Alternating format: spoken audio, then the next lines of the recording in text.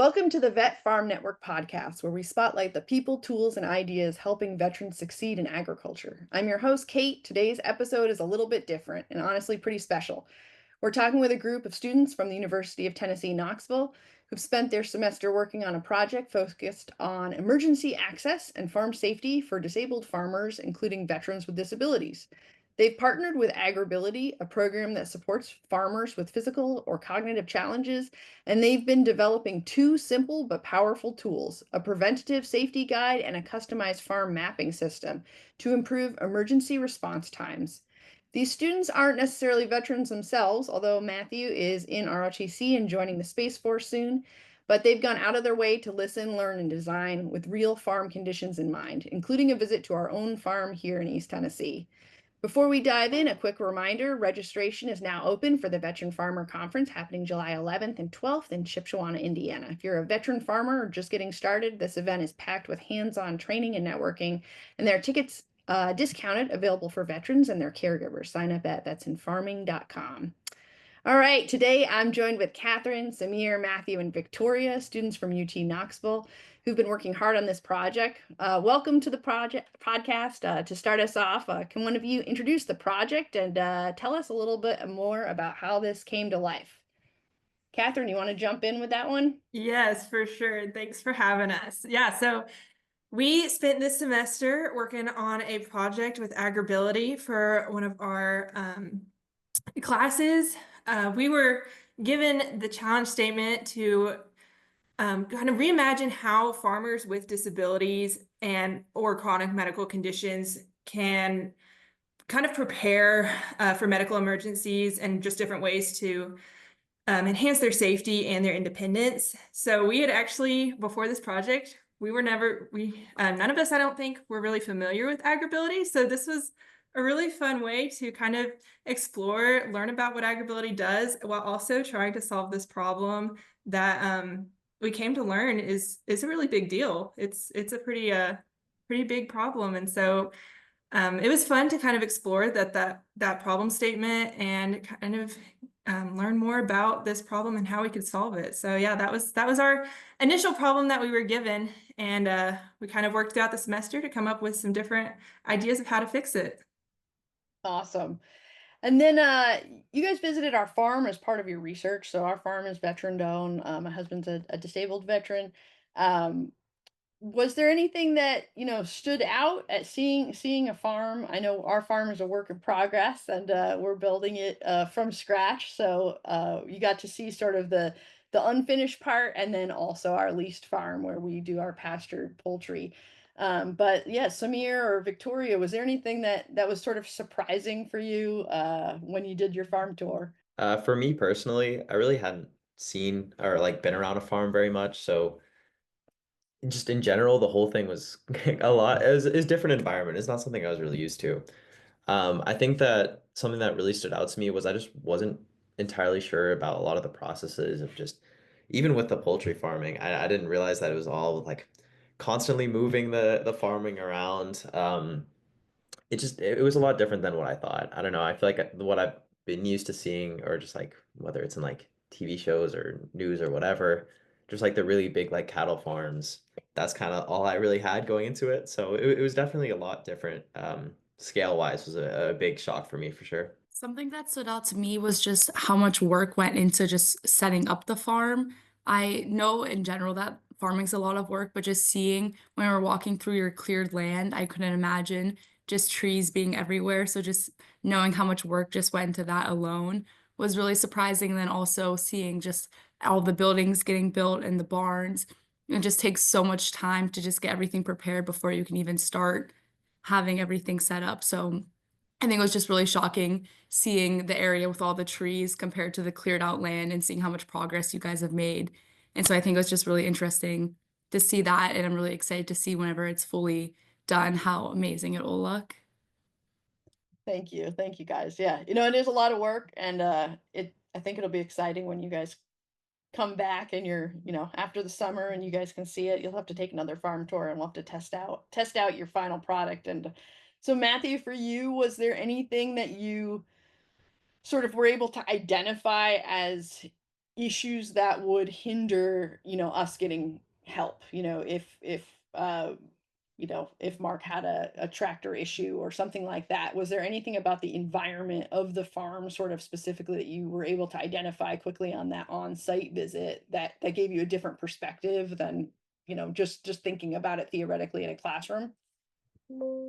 Yeah, definitely. I think just actually finding the place, when we put it in the map, we were like, is this where we're supposed to be at? Is this like the actual location? I know Samir was driving, but we were just heading out. We were trying to find, like, make sure we're in the right spot. I can imagine trying to be an emergency personnel, trying to find those, especially if it wasn't marked. Y'all's were luckily marked with a sign, and we were able to find it pretty relatively easily. But if we didn't know what property to be on, it could definitely be a lot difficult, a lot more difficult. Uh, it's definitely something we thought about when we were told about the tractor flipping over. We didn't really have that frame of mind of how disconnected you and your husband could have been, especially in that large of a property. Even if you all were on opposite properties, it could have been really, really bad if you weren't able to respond in time. I think a big thing with that too was just overall, like the terrain of the farm was kind of interesting. I know we're in East Tennessee. I know there's a lot of mountains. There's always has been, but even just on a farm, that wasn't something I was expecting to see. I thought it was going to be like a little more flat. So like even when we went down, to where like you're clearing out there down on the bottom, down the hill, getting on a tractor or something like that could definitely be really dangerous. I feel like having that just overall really mountainous terrain is a big barrier that I think we were considering for this project too. Yeah, and Catherine, can you explain a little bit about sort of the draft you guys made originally, sort of in the classroom, and then how you adapted to actually create a product that could be used by farmers, and kind of explain a little bit sort of what this product looks like? Yeah, for sure. So our original idea after talking with you all and then some other farmers and people was to come up with a preventative guide that would kind of give some tips for how to stay safe before anything happens, just some good practices. So we were originally thinking of kind of doing a trifold guide that would have, maybe an acronym of just some quick tips to keep in mind, be able to have instructions for how to change some settings on your phone that can be very useful, like anti-silencing, or how to use how to like drop pins for your location and that sort of thing. And then also that would go into our second idea, which was to do farm maps, where every map would be kind of labeled. And originally our idea was to have those maps on the farms themselves, so that if there was an emergency on that farm, you needed to call someone to come and help you.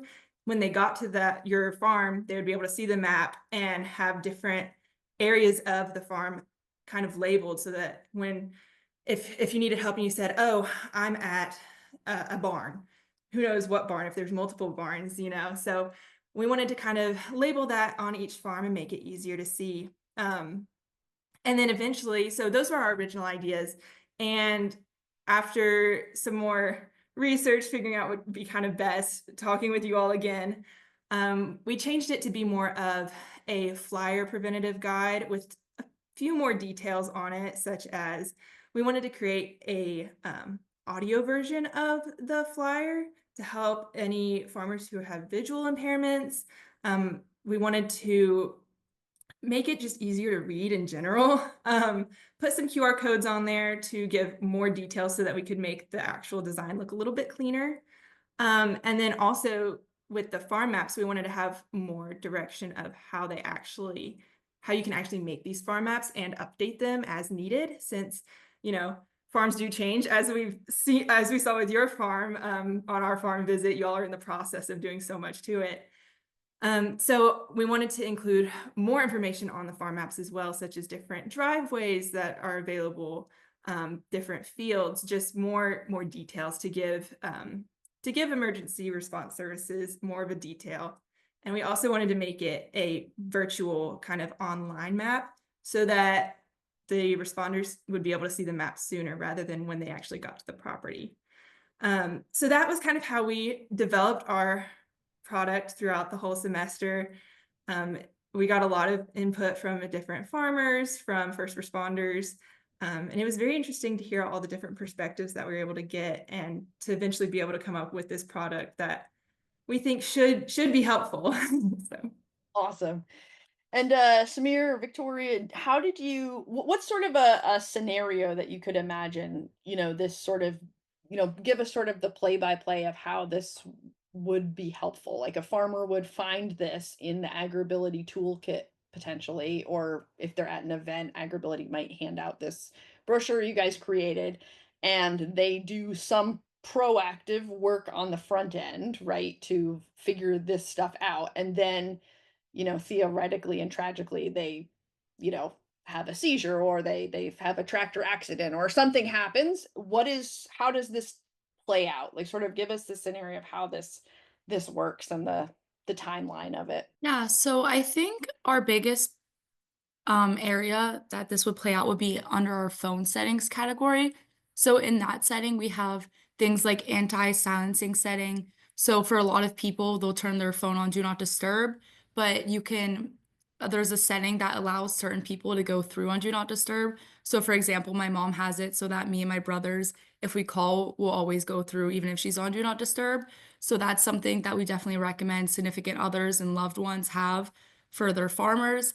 Another phone setting that we included is voice activation. So let's say if there was an accident and the farmer couldn't reach their phone, if they have an iPhone, they could say, "Hey Siri," or we have different options for other phones, just so that in the case they could be like, "Hey Siri, call 911," and they can still get that support that they need.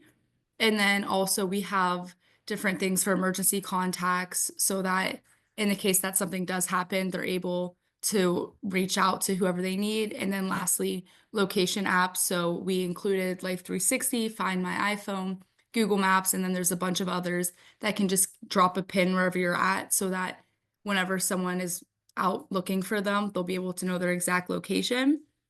And so we thought those were really important and crucial whenever there is an accident.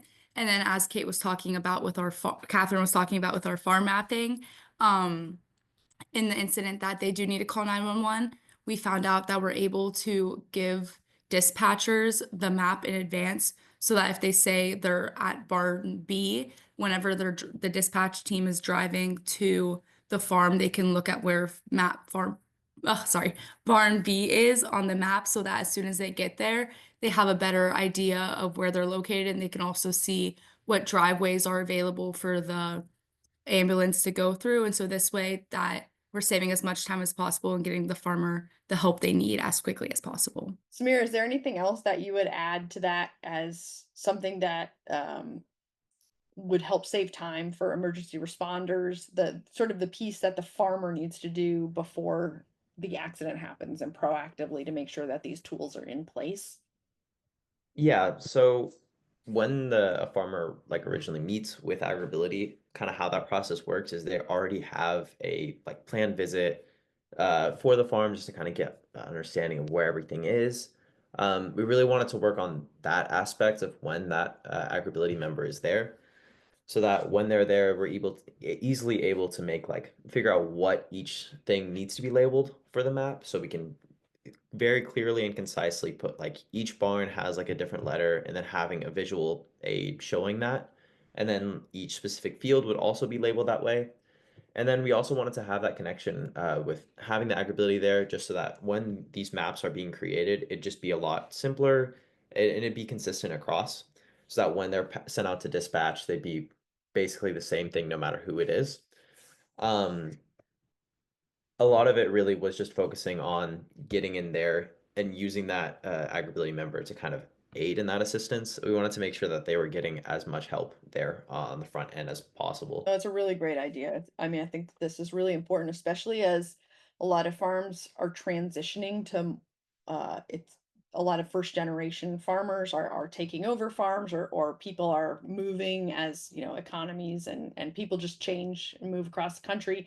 A lot of farms historically have fields that are named certain things, and maybe everyone knew that 100 years ago or 50 years ago, but as new farmers come in, we nickname fields new things. And so if I tell someone, I'm in Robert's pasture and I've broken my leg, that's really unhelpful to the rescue crew. They might not have any idea where that's located. So this idea sort of giving back and doing something as a real community service project.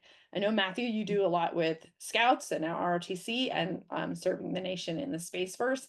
Can you say a little bit to, what this means to you, to knowing that you're helping, disabled veterans or just the farming community with a project like this? Yeah, definitely. I was really proud about getting this project. When we first heard about it, I didn't know a lot about AgrAbility. And when we first met with Eileen from AgrAbility, she told us about how motivated they were to working with veterans and getting them back into farming if that's what they wanted to do after their service, and then giving them where they're self-reliant and they can do their own farming. They don't have to rely on others to do it and have those connections and really develop that support group for them. I was really proud to be a part of this project and helping them in their most desperate time of need, especially if they have those difficulties from serving and or those injuries that they've had in the past from serving. Giving them this guide hopefully can really motivate them to be proactive and give them the best chance they have and getting rescued by emergency services. Awesome. Well, I really want to thank you all for your, thoughtful work and your attention to detail. I know you guys worked really hard on this, and I hope you guys get a good grade from your professor. And thank you for taking the time during finals week to join us on the podcast. It's encouraging to see the next generation stepping up with practical, meaningful contributions to the farming community, and you're helping to make our farms safer in a really kind of naturally dangerous industry. So I really appreciate that. And you're showing that service can take on many forms, even outside of the military. We really thank you for supporting Tennessee veteran farmers. And this guide is going to be available to farmers around the country as well. So we'll include the link in our show notes as well. To our listeners, keep an eye out for the finalized version of these tools through AgrAbility. And if you're a veteran farmer, don't forget to register for the Veteran Farmer Conference, July 11th and 12th. Visit vetsandfarming.com for all the details. Until next time, farm on.